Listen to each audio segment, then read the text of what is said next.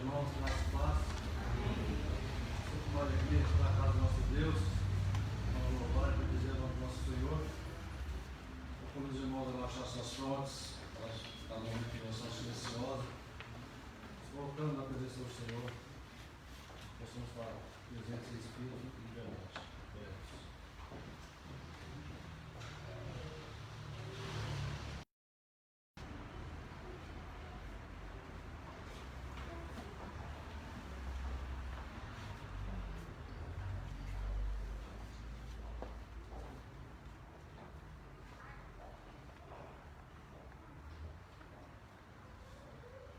Convido os irmãos a abrir a palavra do Senhor, no Salmo 96.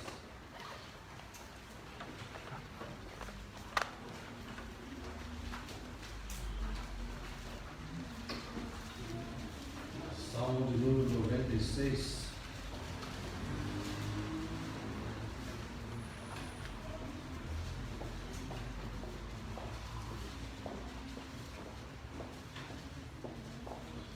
Eu convido os homens a estarem lendo comigo versículos ímpares e as mulheres versículos pares.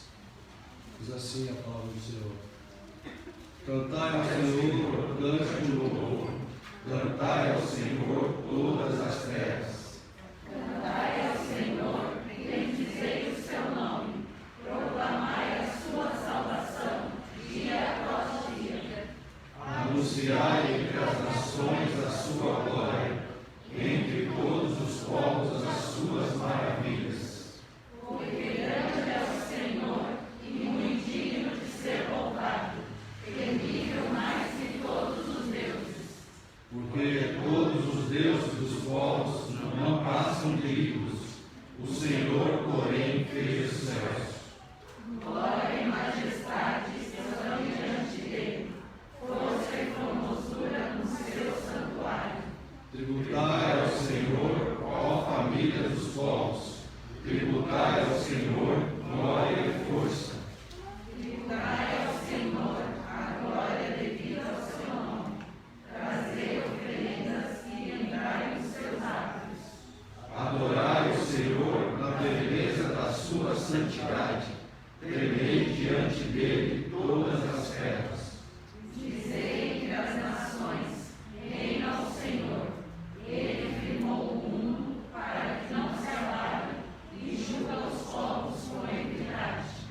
Alegrem-se os céus e a terra exulte, ruja o mar e a sua plenitude. Folgue o campo e tudo que nele há, regozijem-se todas as árvores do bosque. Na presença do Senhor, porque vem julgar a terra, julgará o mundo com justiça e os povos consoante a sua fidelidade. Amém. Irmãos, vamos todos novamente juntos ler o versículo 9. Adorai o Senhor na beleza da sua santidade, tremei diante dele todas as terras. Amém. Eu convido o nosso pastor que está fazendo uma oração de confissão e invocação ao nosso Deus.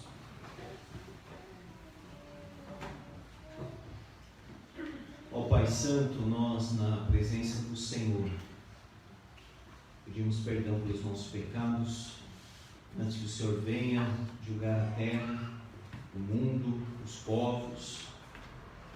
Pedimos que o Senhor nos liberte, ó Deus, nos salve desta geração perversa e corrompida, desviada dos teus caminhos. E, ó Deus, tem misericórdia de nós pecadores.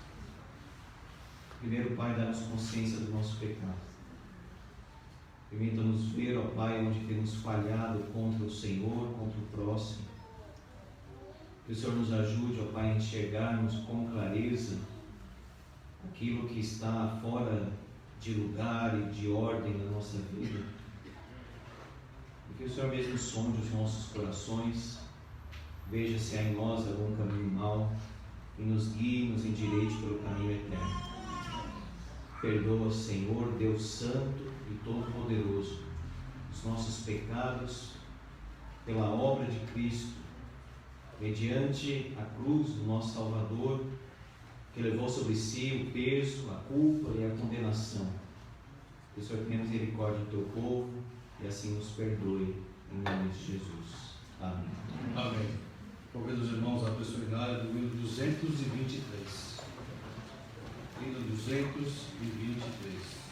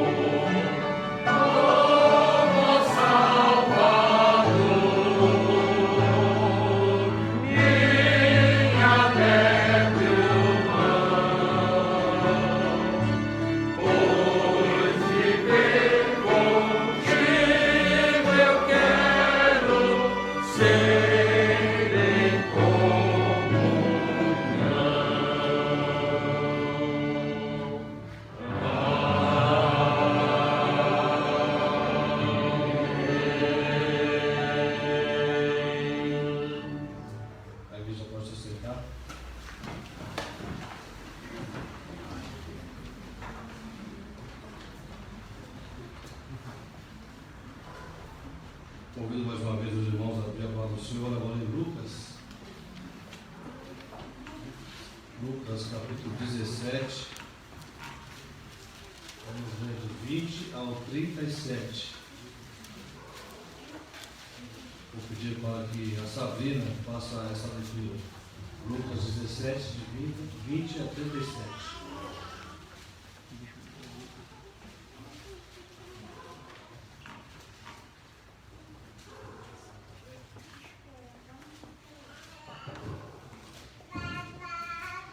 Interrogado pelos fariseus sobre quando viria o reino de Deus, Jesus lhes respondeu: Não vem o reino de Deus com visível aparência, nem dirão, ei-lo aqui ou lá está, porque o reino de Deus está dentro de vós. A seguir, dirigiu-se aos discípulos: Virá o tempo em que desejareis ver um dos dias do Filho do Homem e não o vereis. E vos dirão: ei-lo aqui ou lá está. Não vades nem o sigais, porque assim como o relâmpago, fuzilando, brilha de uma a outra extremidade do céu, assim será no seu dia o Filho do Homem. Mas importa que primeiro lhe padeça muitas coisas e seja rejeitado por esta geração. Assim como foi nos dias de Noé, será também nos dias do Filho do Homem. Comiam, bebiam, casavam e davam-se em casamento, até o dia em que Noé entrou na arca, e veio o dilúvio e destruiu a todos. O mesmo aconteceu nos dias de Ló. Comiam, bebiam, compravam, vendiam, plantavam e edificavam. Mas, no dia em que Ló saiu de Sodoma, choveu do céu fogo e enxofre, e destruiu a todos. Assim será no dia em que o Filho do Homem se manifestar.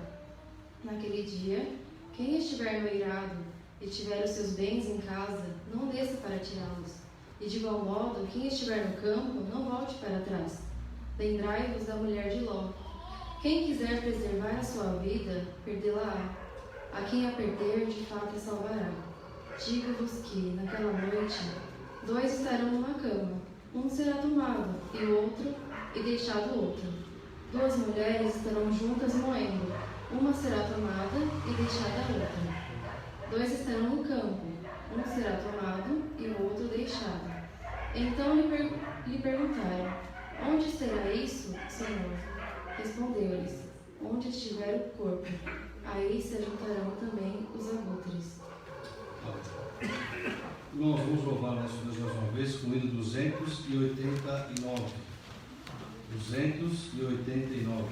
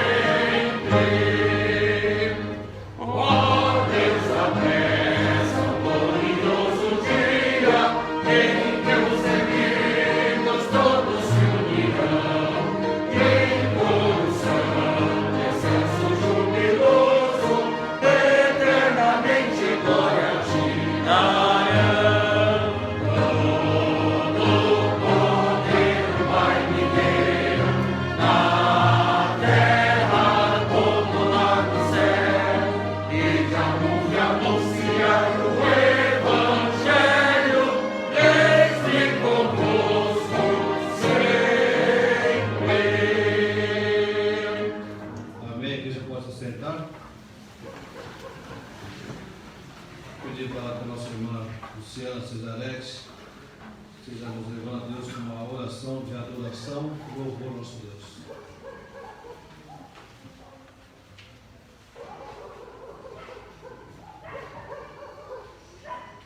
Santo Eterno Deus, graças nós te damos, te rendemos, louvores. O só do Senhor é digno de glória, de honra, ó Pai, de toda a nossa adoração, Pai. Tu és rei, tu reinas, ó Deus, e o Senhor nos chamou, ó Pai, o Senhor nos aceitou. Por isso te damos glórias, honras e louvores, Pai. Muito obrigada, Pai, porque o Senhor está conosco dia a dia, Pai. O Senhor fala aos nossos corações, o Senhor nos ajuda, nos protege, guarda as nossas vidas. O Senhor é presente, o Senhor conhece, Pai, onde está o nosso coração. Por isso, Pai, o Senhor nos corrige, Deus, o Senhor fala profundamente conosco, o Pai nos guia por vereda plana. Por isso te damos graças e rendemos louvores a teu nome, ó Pai, porque tu és o nosso Deus, Senhor. Muito obrigada, Pai, pela tua palavra. Ó Deus, muito obrigada, porque o Senhor nos dá tudo o que precisamos. Ó Pai, de nada que nos falta, temos a Ti, Tu és o nosso bem, e o teu bem não possuímos, Pai, senão nós Ti somente. Ó Deus, muito obrigada por esta noite, porque estamos aqui, Pai, reunidos na Tua casa. Obrigada pelos irmãos, obrigada pela comunhão, obrigada, Pai, por tantas bênçãos, Senhor. Tu és conosco e altíssimo e maravilhoso, Pai. Em nome de Jesus, te adoramos. Amém. Amém. Irmãos, o Salmo 88, primeiro, diz assim: Ó Senhor, Deus da minha salvação, dia e noite clamo diante de Ti. Chega a Tua presença, a minha oração, inclina os ouvidos ao meu clamor. Gostaria nesse momento, irmãos, que nós fazemos um pouco de oração silenciosa, intercedendo por nossos irmãos enfermos, a sua irmã Carmen, que está internada, o pastor Nelson, fez alguns comentários. Possamos estar em oração pela irmã, pelo pastor, confortando o coração dele. A irmã Ruth também não está muito bem. Temos alguns irmãos de enfermidade. Então vamos ficar um momento de oração silenciosa. Depois peço para a Cris que levar o silêncio e fazer uma oração para que Deus esteja constando esses corações dos nossos irmãos enfermos. Oremos.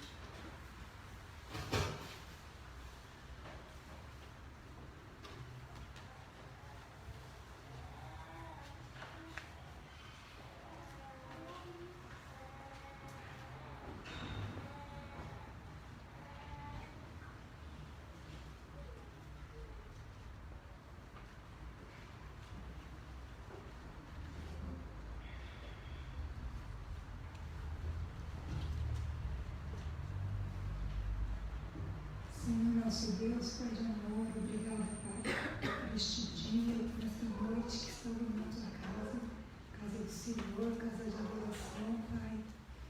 Recebe o nosso louvor, a nossa adoração, recebe as nossas vidas e os nossos corações, Senhor. Nós pedimos perdão, Senhor, pelos nossos pecados e falhas. Pedimos que o Senhor nos direcione, nos dê uma vida de santificação, nos ensine a caminharmos conforme o teu querer, a tua vontade, para a honra e glória, Pai, do teu santo nome. Nós colocamos diante de ti os nossos irmãos enfermos. O Senhor conhece cada um, Pai.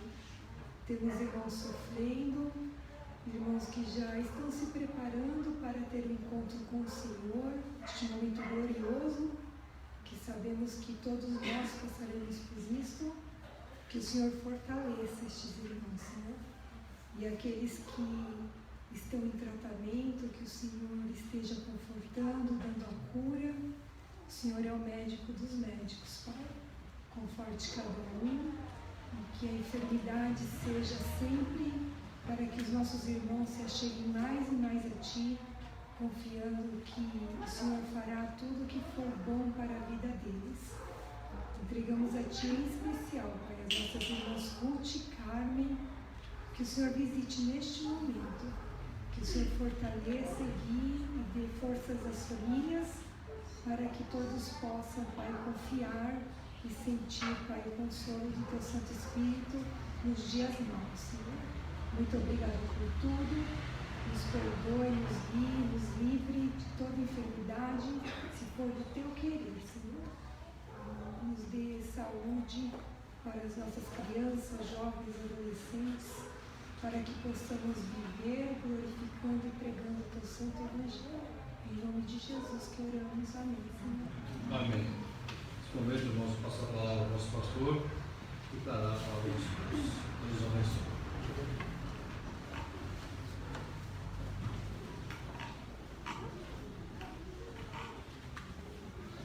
Irmãos, vamos abrir o Evangelho de Mateus, capítulo 24, a vinda do Filho do Homem.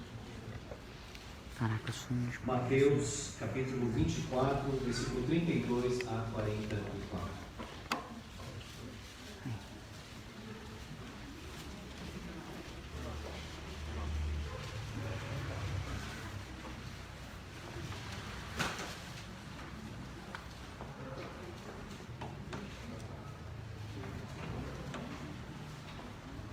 Mateus, capítulo 24.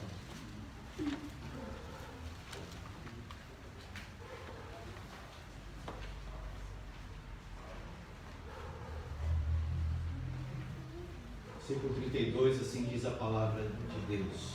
Aprendei, pois, a parábola da figueira. Quando já os seus ramos se renovam e as folhas brotam, sabeis que está próximo o verão.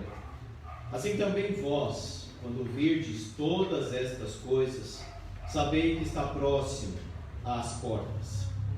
Em verdade vos digo que não passará esta geração sem que tudo isto aconteça. Passará o céu e a terra, porém as minhas palavras não passarão. Mas a respeito daquele dia e hora ninguém sabe, nem os anjos dos céus, nem o Filho, senão o Pai. Pois assim como foi nos dias de Noé, também será a vinda do Filho do Homem. Porquanto, assim como nos dias anteriores ao dilúvio, comiam e bebiam, casavam e davam-se em casamento, até o dia em que Noé entrou na arca, não perceberam, senão quando veio o dilúvio e os levou a todos. Assim será também a vinda do Filho do Homem. Então 2 estarão no campo, um será tomado e deixado o outro. 2 estarão trabalhando num moinho, uma será tomada e deixada a outra. Portanto, vigiai, porque não sabeis em que dia vem o vosso Senhor. Mas considerai isto: se o pai de família soubesse a que hora viria o ladrão, vigiaria e não deixaria que fosse arrombada a sua casa. Por isso, ficai também vós apercebidos, porque a hora em que não cuidais, o Filho do Homem virá. Amém? Vamos orar. Ó Pai Santo, nós oramos que o Senhor nos conceda a graça, a luz do Teu Espírito, a força do Teu Espírito, a humildade, para ouvirmos, ó Pai, os Teus ensinamentos, e gere em nós a esperança viva da ressurreição, da segunda vinda e da glória eterna. Abençoa cada irmão aqui presente. Abençoa todos que estão ouvindo esta mensagem. Abençoa os nossos visitantes pela primeira vez. O Senhor nos conhece por completo, as necessidades e o que mais precisam. Mas nós sabemos pela Tua palavra que a nossa maior necessidade é Cristo. Portanto, que nós possamos reafirmar esta aliança com o Senhor, entregar o nosso coração para Ti verdadeiramente em nome de Jesus. Amém. Amém. Meus irmãos, nós temos meditado, lido, estudado essa sessão que é chamada de sermão escatológico de Cristo. Escatologia significa a doutrina das últimas coisas, tudo aquilo que se refere ao fim dos tempos, ao período final da história, da inauguração plena do reino do Senhor Jesus Cristo. Jesus, então, estando lá em Jerusalém, aquele debate com os fariseus, que tentam armar para ele uma situação em que ele será ali pego, constrangido e sem resposta, mas não conseguem pela sabedoria dele.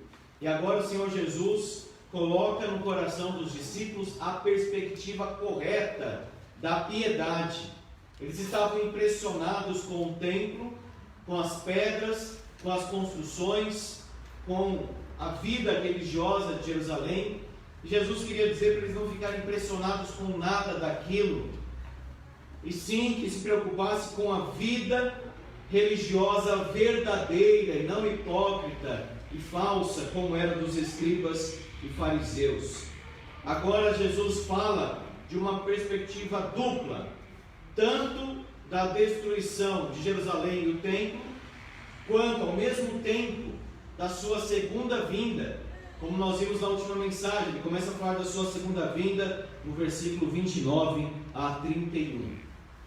E nesse texto que nós lemos agora, nós temos aqui uma separação: aqueles que aguardam e esperam, anseiam a vinda do Senhor Jesus Cristo, e aqueles que não se importam com isso.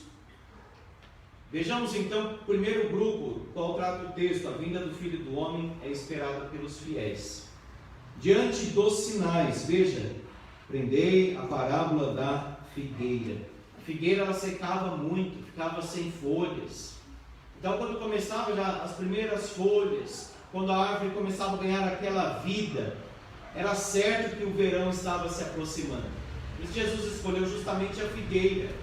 Mas é uma ilustração que poderia servir para qualquer árvore, mas ainda mais esta, a figueira. Depois de um período de sequidão, um período em que a árvore não demonstrava vida, agora ela já começa, os ramos renovam, as folhas brotam. Sabeis que está próximo o verão. Assim também vós. Então veja, na parábola da figueira, ele faz a comparação com a sua vinda. Quando virdes todas estas coisas, sabei que está próximo. Olha agora, as portas. Uma coisa é estar próximo, outra coisa é estar às portas. Se alguém diz assim para você: estou chegando, você imagina, a pessoa pode estar meia hora, 15 minutos e tal. Outra coisa é a pessoa dizer assim: estou aqui na porta, estou aqui na frente. Você já sai para encontrar a pessoa.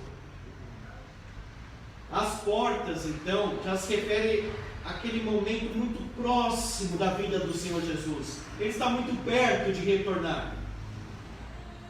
Quando nós analisamos aqui o contexto, nós vimos o princípio das dores, em que Jesus fala: ainda não é o fim.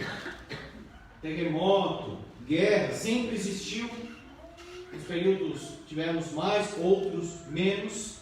Agora, a grande tribulação, e se é tribulação sempre para os crentes e não para os descrentes. É tribulação para os crentes. O anticristo, e é interessante um estudo que certo teólogo fez do Messias, digamos assim, esperado pelo islamismo, não pelos judeus, pelo Islã, se encaixa perfeitamente na figura do anticristo. E haverá realmente no tempo do fim, nesse período final, último da história, uma união das forças das trevas, como nós lemos no livro de Apocalipse, contra a igreja, e também de dentro da igreja, fora e dentro da igreja, um movimento de perseguição de fora e apostasia de dentro. Quando esses sinais estiverem aumentando e o palco está se armando cada vez mais para que isso aconteça, a igreja já deve gerar a expectativa: está próximo.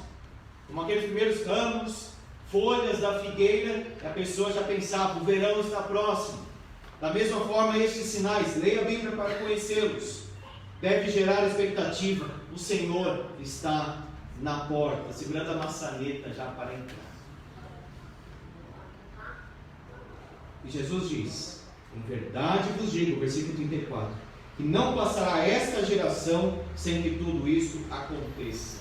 Aqui pode ser duas coisas, esta geração. Jesus pode se referir aqui, e as duas aplicações são válidas, aos judeus do seu tempo, que mais ou menos 40 anos depois contemplariam a destruição de Jerusalém, o exército romano cercando Jerusalém no ano 66, e no ano 70 destruindo Jerusalém, o templo e tudo. Então, essa geração, ou seja, aqueles que estavam ali ao redor, presenciariam o juízo de Deus sobre Jerusalém. Mas pode se referir também a esta geração no sentido maior. A humanidade verdadeiramente irá enfrentar a vinda do Senhor em glória.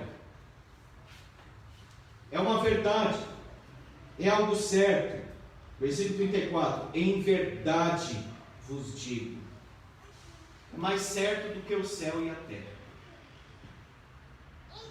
Passará o céu e a terra, porém as minhas palavras não passarão. Você pensar céu e terra, você pensa em algo que é estável. Amanhã teremos céu. Ninguém pensa que não teremos céu, não é? Existem forças que são estáveis por causa da aliança de Deus, inclusive, pela ordem da criação. Mas até isso irá passar quando o Senhor Jesus voltar em glória. O Antigo Testamento usa essa linguagem para poderes políticos. Os céus, a terra, a lua escurecerá, etc. Para poderes políticos. Mas também a Bíblia fala de céus e terra e a criação passando ou sendo purificada pelo fogo, no sentido de ser renovado ou redimido. A Bíblia até fala que a criação será regenerada em Lucas. Mas a palavra de Deus permanece para sempre.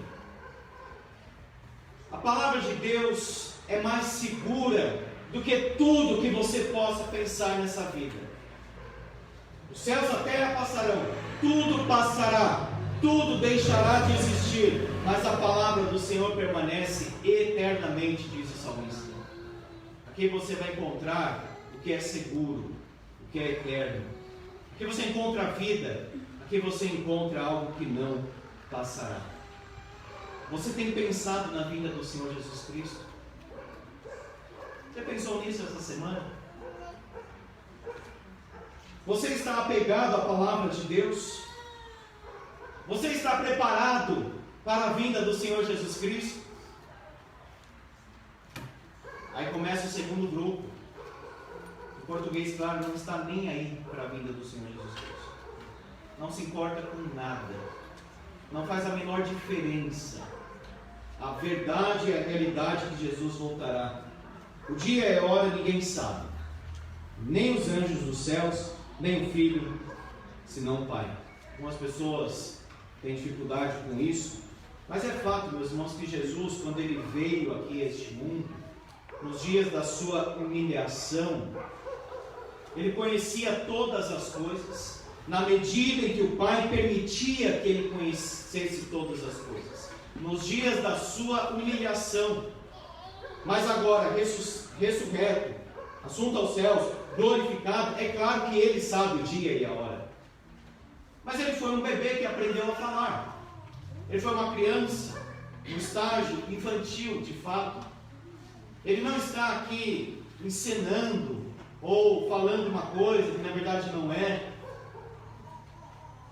Quando ele diz aqui que nem o filho sabia nos dias da sua humilhação, é óbvio que nós não sabemos como isso de fato acontece, a natureza da pessoa de Cristo, mas temos que dar todo o crédito natural, da forma mais simples, como está escrito aqui: nem os anjos, nem o Filho, senão o Pai.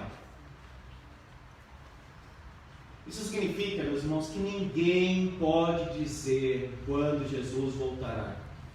Os Testemunhos de Jeová já quiseram marcar o retorno do Senhor Jesus Cristo, depois inventaram que foi o retorno secreto para encontrar alguma desculpa. As pessoas até venderam tudo, foi um caos. Os adventistas do sétimo dia também, e aí inventaram que foi uma entrada no santuário celestial, que a contagem lá de Daniel não estava precisa, os mormons. E hoje muitos também, de igrejas evangélicas neopentecostais, dizem ter um sonho, Deus revelou o dia e a hora. Isso é mentira sempre, porque a Bíblia não autoriza isso. Agora, quem não sabe o dia e a hora, parece ter uma licença interna para pecar. Mas já estão falando nisso há tanto tempo, ele não voltou ainda. E Pedro já lidava com isso. Onde está a promessa da sua vinda? Mas Pedro diz que Deus, na sua bondade, está dando aí tempo para arrependimento. Está dando tempo ainda. Vai chegar um momento em que não será mais possível continuar este mundo. Tamanha iniquidade. A medida da iniquidade será tão assim esgotada que aí virá o juízo. Não haverá mais oportunidade para o Evangelho. Mas tomem cuidado com essas desculpas que a nossa própria carne joga para nós. Mas será que ele vem mesmo? Será que é verdade isso? Será que nós não temos que aproveitar a vida? E aí caem no quê? Iniquidade. Versículo 37. Pois assim como foi nos dias de Noé, também será a vinda do Filho do Homem. Um padrão de juízo. Uma iniquidade tremenda, espalhada, multiplicada nos dias de Noé. Então veio o juízo. Só uma família conhecia a Deus. E nos dias de Ló, só uma família conhecia a Deus. Uma iniquidade assim multiplicada, ao extremo poderíamos dizer. Vista aqui na indiferença. Olha o versículo 38. Porquanto, assim como nos dias anteriores ao dilúvio, comiam, bebiam, casavam e davam-se em casamento, até o dia que Noé entrou na arca, e não perceberam, senão quando veio o dilúvio os levou a todos, assim será também a vinda do Filho do Homem. Tem algum problema em comer e beber? Certamente que não. Deus fez isso, Deus fez assim. E é uma bênção, e nós temos que ser gratos por isso. A ideia do texto é a seguinte: eles estavam vivendo a vida como se nada fosse acontecer. É o comer, beber, casar, dar-se em casamento. Está falando aqui da forma do casamento. Ou seja, eles estavam casando, vivendo a vida como se nada fosse acontecer, como se Jesus não fosse voltar. Deixa para depois o que já deixou para hoje, deixa para amanhã o que já deixamos para hoje. Quando eu estiver mais velho, aí sim eu vou para a igreja buscar a Deus. Vejamos então, porque Jesus diz aqui, como foi nos dias de Noé, também será a vinda do Filho do Homem. Então vamos ver como era nos dias de Noé. Abra, por favor, em Gênesis capítulo 6.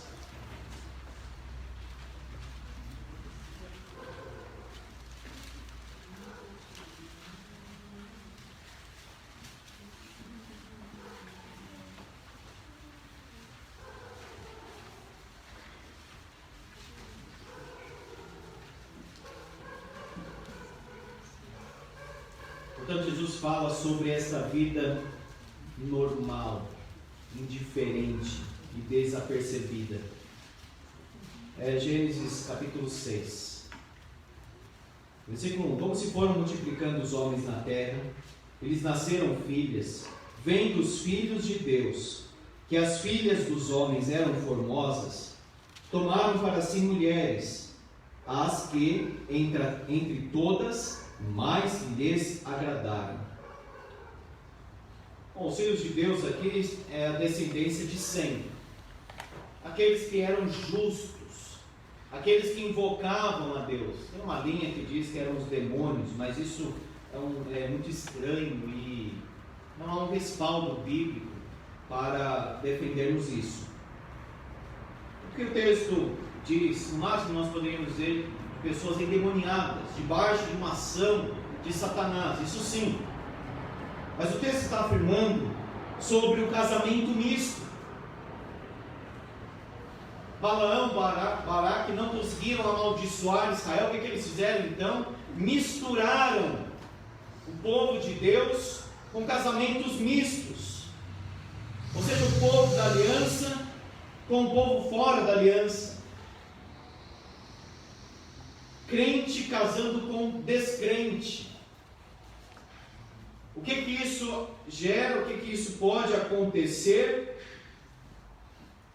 Naturalmente, a parte que é crente ou cristã ou da aliança se enfraquecer e apostatar. É o que aconteceu aqui Somente a família de Noé entrou na arca.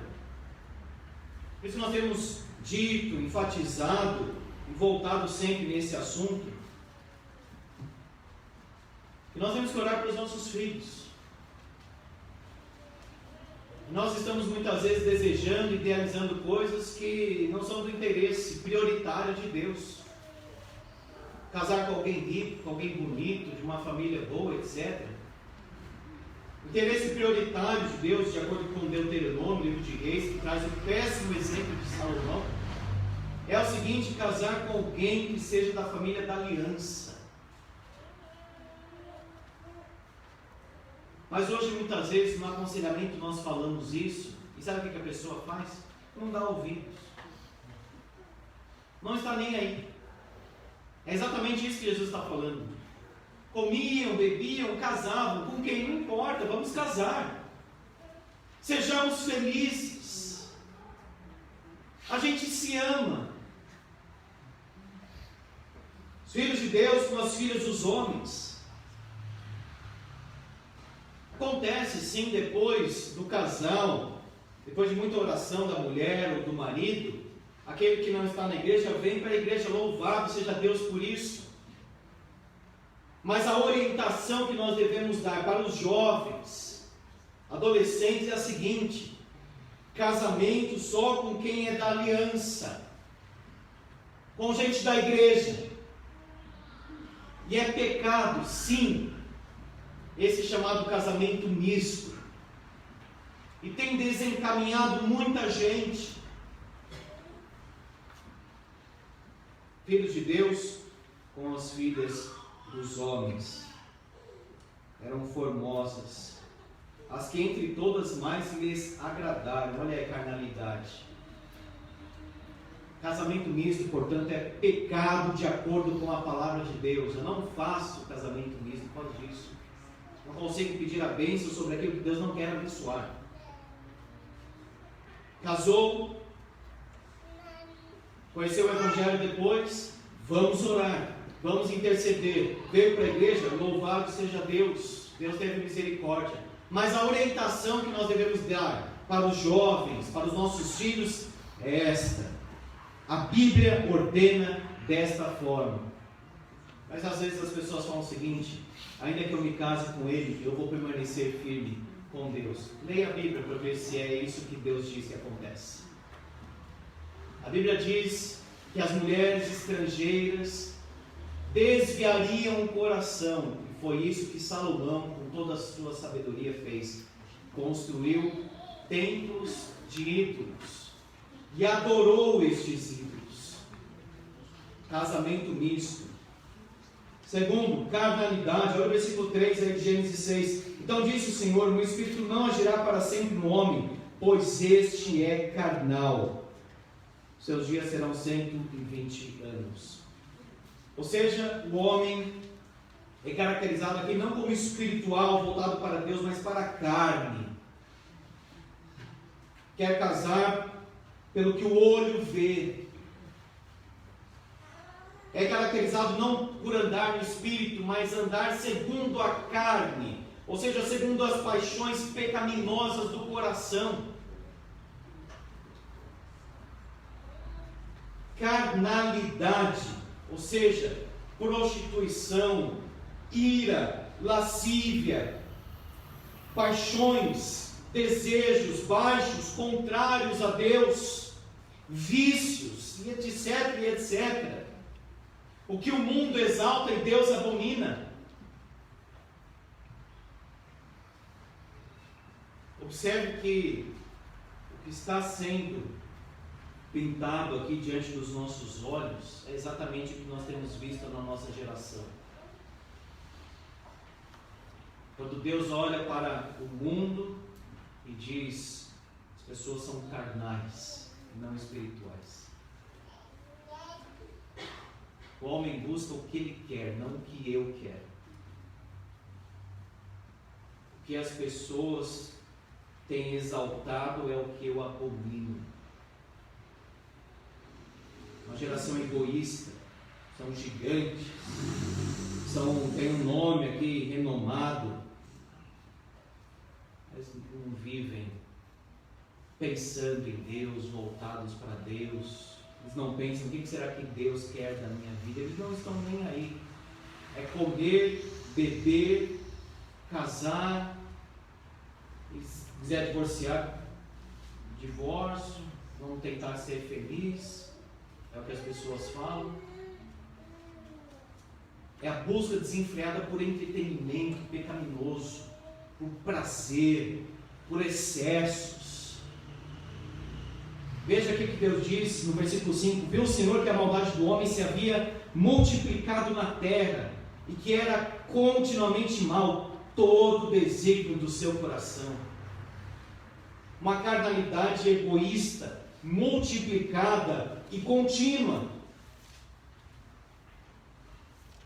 Basta abrir aí as redes sociais, é um esgoto aquilo. É um lixo que as pessoas estão colocando lá. As conversas, os vídeos, os ambientes de escola, os ambientes de trabalho, o que as pessoas falam sobre ser criança, o que as crianças pensam sobre o que as pessoas pensam sobre aborto, sobre corrupção. Como Deus vê as coisas, é isso que importa realmente, não como eu acho ou o que eu penso. Como é tudo isso à vista de Deus? Observe aí o versículo 11. A terra estava corrompida à vista de Deus e cheia de violência. Essa palavra corrompida aparece lá em Jeremias, a mesma palavra no original. Lá em Jeremias capítulo 13. É importante às vezes fazer essa associação para ver a ideia maior da palavra, porque hoje quando nós falamos corrupção a gente pensa em político, não é? Políticos. Mas é bem mais que isso. Jeremias 13, versículo 7.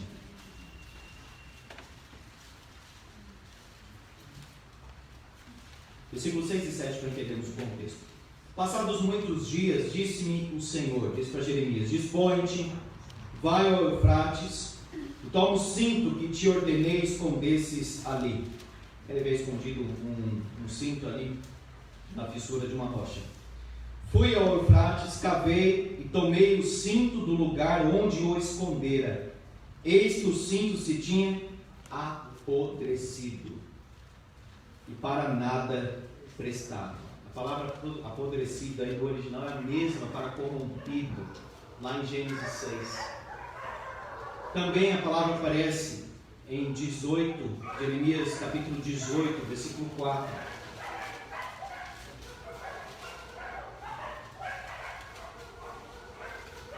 Como um vaso que o oleiro fazia de barro, se lhe estragou, a mesma palavra, na mão, tornou a fazer dele outro vaso, segundo bem lhe pareceu, a mesma palavra. Corrompido, então, é algo que está se desfazendo, que para nada mais presta, que está deteriorado, que está corrompido. Essa é a ideia. Uma geração corrompida à vista de Deus. Meus irmãos, se nós somos pecadores, ficamos indignados com as coisas que são erradas, imagina como Deus está vendo a humanidade. Imagina como Deus está ofendido. Deus que é santo e eterno. À vista de Deus, como Deus vê as coisas. E cheia de violência. Olha aí.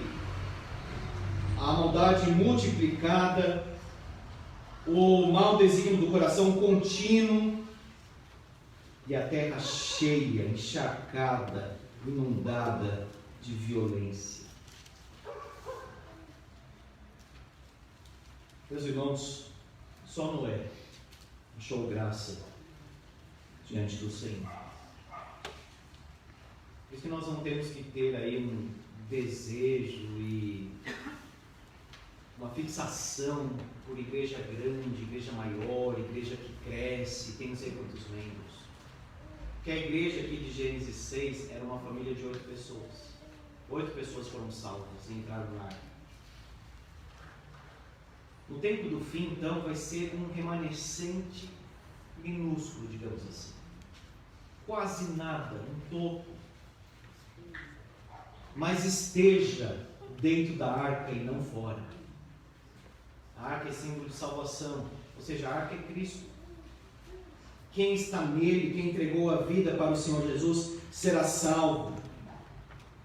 Mas quem tem vivido assim de uma forma irreverente, indiferente, não está nem aí para a palavra de Deus, não está nem aí para a igreja, não está nem aí para o que o pastor Jesus Cristo diz para orientar, vai ficar fora. E olha o que diz Mateus 24, não perceberam, versículo 39, Mateus 24, 39, não perceberam, senão quando veio o dilúvio e os levou a todos.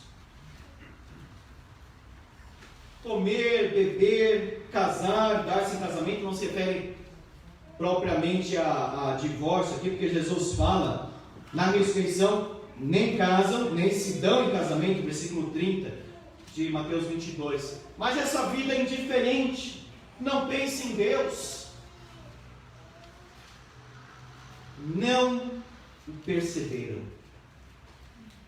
Se você está adiando a entrega do coração a Cristo, faça isso esta noite, antes que seja tarde. E Noé está lá construindo a arca. Diz Pedro, Judas, que ele era pregador da justiça. Mas o povo estava ouvindo Noé? Não. Estavam comendo, bebendo, casando. Muitas desculpas. Quando o jovem diz, primeiro eu vou entrar na faculdade, depois eu vou servir a Deus. Aí fez a faculdade, terminou. Agora eu vou casar. Agora eu vou ter um filho. Agora eu vou cuidar do neto. Você é que vai viver tanto assim, que a gente não sabe nem se vai sair daqui vivo, não é? É muito perigoso não entregar a vida para o Senhor Jesus. Não percebeu. Quando começou a chover, Noé já estava dentro da arca, era tarde. Imagina o que foi o dilúvio. Imagina o desespero das pessoas. Imagina o desespero daquele que não viveu levando Deus em conta quando Jesus Cristo descer dos céus. O Filho do Homem voltará. Diz aí o versículo 39. Não perceberam, senão quando veio o dilúvio os levou a todos. Assim será também a vinda do Filho do Homem. É uma referência, Filho do Homem, a Daniel, capítulo 7. Ele virá nas nuvens com poder e grande glória. Daniel capítulo 7, verso 13. Eu estava olhando nas minhas visões da noite, e eis que vinha com as nuvens do céu, um como o Filho do Homem, Jesus Cristo. Dirigiu-se ao ancião de dias e fizeram chegar até ele. Foi-lhe dado domínio, glória e reino, para que os povos, nações e homens de todas as línguas o servissem. O seu domínio é domínio eterno, que não passará, e o seu reino jamais será destruído. Daniel é o livro dos reinos, mas o reino esmagador sobre todos os reinos, o reino da Babilônia, Medo-Persa, grego, romano, do Egito, seja qual for, é esmagado pelo reino do Senhor Jesus Cristo. A vinda do Filho do Homem, ele diz aí no versículo 37, a vinda do Filho do Homem, de Mateus 24. 39, o Filho do Homem. Versículo 44, o Filho do Homem virá. Não será deixado, ou será levado. Assim como aconteceu em Jerusalém. As pessoas tinham que correr para os montes. E alguns foram levados para a escravidão. Jesus Cristo, nós vamos ler em Mateus capítulo 25, irá separar aqueles que são dele e aqueles que não são dele. E por último, Jesus fala, nesse texto que nós lemos, uma parábola sobre o pai de família. Ninguém pensa, eu acho que um ladrão vai entrar na minha casa hoje à noite. Ninguém pensa assim. Ninguém fica se programando para uma coisa nesse sentido.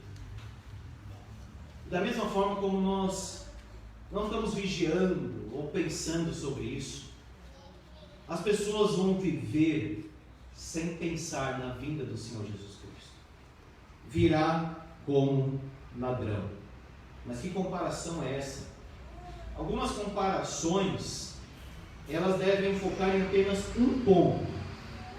Quando Jesus fala então que ele vem como ladrão, o único ponto que nós temos que pensar é o seguinte: será repentino para os ímpios. Ele vem como ladrão para os ímpios, porque nós, cristãos, o aguardamos. Ficai também vós apercebidos, porque a hora em que não cuidais, o Filho do Homem virá. Como você lida com as verdades deste texto?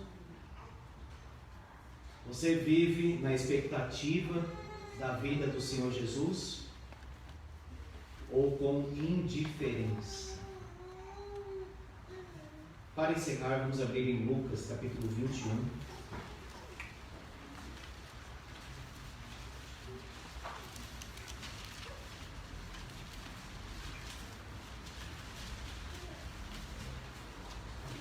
E esse texto paralelo de Lucas 21 traz algumas aplicações da parábola da figueira. Jesus diz, no versículo 33, Lucas 21, 33, passará o céu e a terra, porém as minhas palavras não passarão. Vejam, o mesmo texto.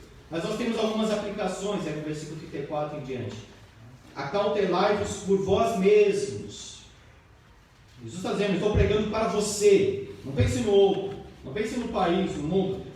Pense no seu próprio coração. Acautelai-vos por vós mesmos, para que nunca vos suceda que o vosso coração fique sobrecarregado com as consequências da orgia, da embriaguez e das preocupações deste mundo. Olha aí, preocupado com os excessos, com as coisas deste mundo. E Jesus Cristo irá voltar. O que deveria nos preocupar realmente? E para que aquele dia não venha sobre vós repentinamente como um laço. Veja, para alguns ele vem, mas quem não tem o coração sobrecarregado, não é repentina a vinda. A pessoa aguarda a vinda do Senhor Jesus Cristo. Será que o nosso coração está sobrecarregado com as coisas deste mundo? Será que eu estou mais preocupado em ser popular na escola, em comer, beber, em casar, em ter filhos? Tudo isso é lícito, mas será que isso está sobrecarregando o meu coração a ponto de eu não buscar a Deus em oração, não ler a palavra? Será que eu estou mais preocupado com este vírus do que com o pecado no meu coração, na minha vida? E a condenação eterna? E estar banido da presença do Senhor para sempre? Não é mais preocupante isso? Veja, versículo 35, pois há de sobrevir a todos os que vivem sobre a face de toda a terra. Teve um pregador que, expondo o Apocalipse 20, ele fala que João viu aquela multidão, como está escrito no texto, e é algo que eu nunca tinha pensado. O pregador notou, uma coisa óbvia, mas às vezes nós não olhamos o óbvio. Ele disse assim, João viu você diante do trono. Ninguém vai correr, ninguém vai escapar, e nenhuma desculpa poderá ser dada diante do tribunal, do trono branco do Senhor Jesus Cristo. O que nós iremos falar ali diante do Senhor? Paulo disse que cada um prestará contas de tudo que fez diante do Senhor. Há de vir sobre todos. Não ter um coração sobrecarregado com as coisas deste mundo, lícitas e ilícitas. Ter consciência de que estaremos diante dele. E por último, orar. Versículo 36. Vigiai, pois, a todo tempo orando. Você quer se preparar para a segunda vinda do Senhor Jesus? Oração. Oração e oração. Para que possais escapar de todas estas coisas que têm de suceder, estar em pé na presença do Filho do Homem. Como nós estaremos diante do Senhor Jesus Cristo? Em pé pela graça, pela segurança da nossa salvação, ou desesperados, como alguns no livro de Apocalipse, dizendo para os montes: caiam sobre nós, escondemos da face da ira do Cordeiro, pois chegou o grande dia da ira deles, e quem pode escapar? Meus irmãos, a vinda do Senhor está próxima. Jesus Cristo realmente está voltando. E nós temos que pensar o seguinte: como está a nossa vida?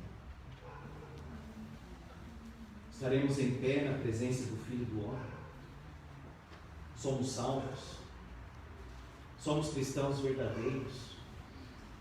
Ou o mundo já nos enfeitiçou, como aquele canto da sereia, e nós caímos? Será que nós somos uma coisa na igreja, outra em casa, outra na escola, outra no trabalho, outra na rua, outra no particular? Será que nós estaremos dentro da arca ou fora? Que Deus assim nos ajude e nos salve. Vamos orar.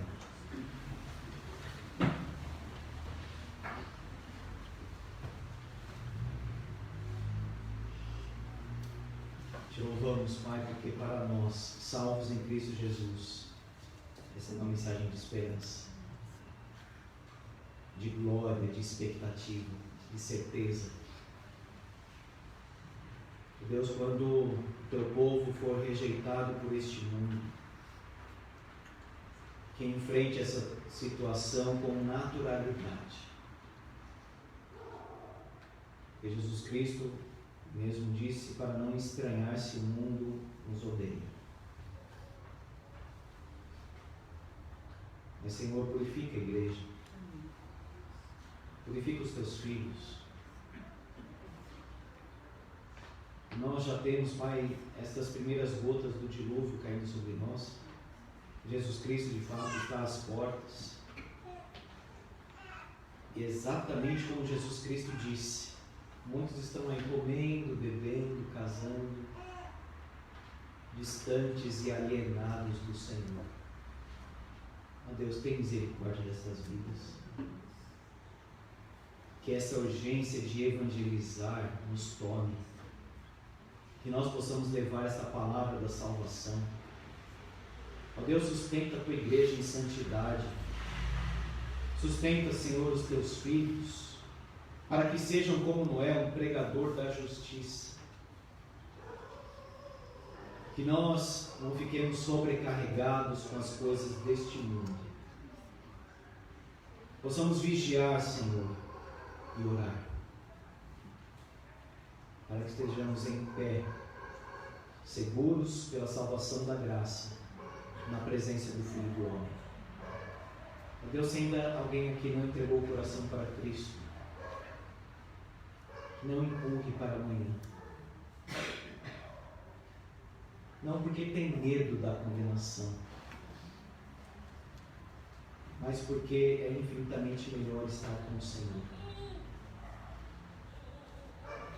Ó Deus, tem misericórdia das nossas famílias. Tem misericórdia dos jovens desta igreja, para que o namoro seja santo, fiel e consagrado, para que não haja, Senhor, uma união diferente daquilo que ordena a tua palavra. Ó Deus, tem misericórdia do teu povo nesses dias maus em que a perseguição tem se intensificado e se intensificará ainda mais. Pelo avanço, ó Deus, de muitas forças das trevas, incluindo o Islã, e matando um cristão, julga com isso prestar culto a Deus. Que o Senhor fortaleça, Pai, a tua igreja nesses dias, mas que ao olhar para tudo isso não fiquemos desanimados, pelo contrário, como diz a tua palavra, possamos erguer os nossos olhos para os céus, porque o dia da nossa redenção se aproxima. Aumenta, Pai, a nossa esperança, a nossa expectativa, a nossa alegria de estarmos com o Senhor, em nome de Jesus. Amém. Meus irmãos, em resposta, nós vamos cantar o hino chamada final 297.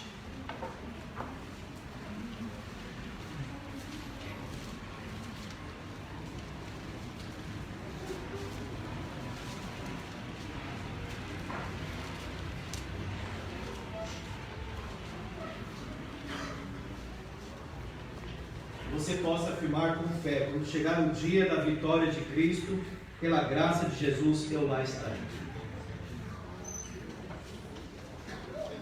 Som dos instrumentos, fiquemos em pé.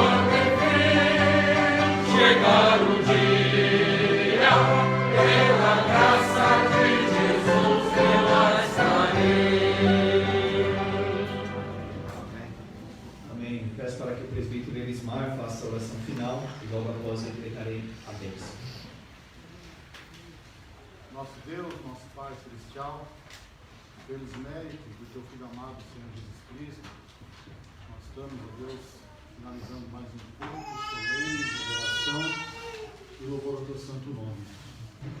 Que o Senhor possa ter recebido, ó Deus, nosso culto, a tua santa presença, como agradável, e queremos, ó Deus, te agradecer pela revelação da tua palavra, ó Deus, onde aprendemos nesta noite que o Senhor Jesus um dia voltará com poder e grande glória para levar os seus, aqueles que entregaram, confiaram na obra única e perfeita que Ele mesmo realizou em nosso lugar, a nosso favor no Calvário, ressuscitando, Deus, ao terceiro dia, como o Senhor mesmo assim prometera, e assim aconteceu. E Ele também, antes de ser assunto aos céus, prometeu que, da mesma maneira como subiu, o Senhor também voltará.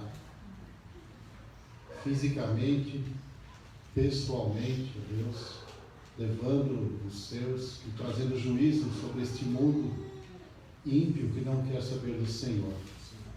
Enquanto isto não acontece, Senhor, ajuda-nos a viver uma vida de vigilância, uma vida de santificação. O Senhor mesmo disse na tua palavra: sem santificação ninguém verá o Senhor. Olha, Pai, tem compaixão e misericórdia em nossas vidas. Desperta, Senhor, os nossos corações para vivermos dignamente, Deus, o Evangelho do Senhor, pregoando, Deus, apregoando a Tua palavra àqueles que nos cercam, Deus, seja no lar, na vizinhança, no trabalho, na escola, Senhor. Assim como Noé foi chamado pregoeiro da justiça, que cada um de nós também, Deus, possamos ser achados pelo Senhor, sendo pregadores desse Evangelho maravilhoso da graça do Senhor Jesus, que alcançou um dia os nossos corações. Ó Deus, sustenta-nos com Teu poder e graça, Deus, e se porventura há alguém entre nós que ainda não tomou essa decisão santa, Deus, que o Teu Espírito possa nesta noite estar convencendo essa ou essas pessoas do pecado, da justiça e também do juízo. E abençoa-nos, pois, ó Deus, do nosso igreja, nosso pastor, conselho, que nós, ó Deus, como crentes, possamos viver de modo digno, Deus, como verdadeiros cristãos, ó Deus, e o Senhor, ó Deus, sustentando as nossas vidas com Teu poder e graça. Leva-nos em paz, ó Deus, para os nossos lares, e se for a Tua vontade, permita, ó Deus, que outra vez possamos nos reunir aqui, para o louvor da Tua glória, Deus, para a comunhão tão preciosa que o Senhor tem nos dado entre os santos, e que o Senhor, ó Deus, possa olhar para nós com um olhar de misericórdia, Deus, sustentar as nossas vidas, nos abençoar na semana que temos pela frente, diante das dificuldades, lutas que passamos, ó Deus, mas que o nosso maior tesouro esteja nos céus, ó Deus, onde estamos aguardando o Senhor Jesus Cristo, e voltará, Senhor, e transformará o nosso corpo de miséria, e teremos um corpo igual à Sua glória. Amém. Pelo poder que Ele tem de até subordinar a si mesmo todas as coisas. Amém. Toda honra e glória nós tributamos ao Senhor. Amém. Receba, pois, a nossa adoração, a nossa gratidão, os nossos pedidos e agradecimentos, no nome precioso do nosso Senhor Salvador Jesus Cristo. Amém. Amém. Amados irmãos, que a graça do nosso bendito Senhor e Salvador Jesus Cristo, o amor de Deus, o nosso Pai Celestial, a comunhão e o consolo do Santo Espírito do Senhor, repousem sobre nós, seus filhos, hoje e para todos sempre. Amém, Senhor.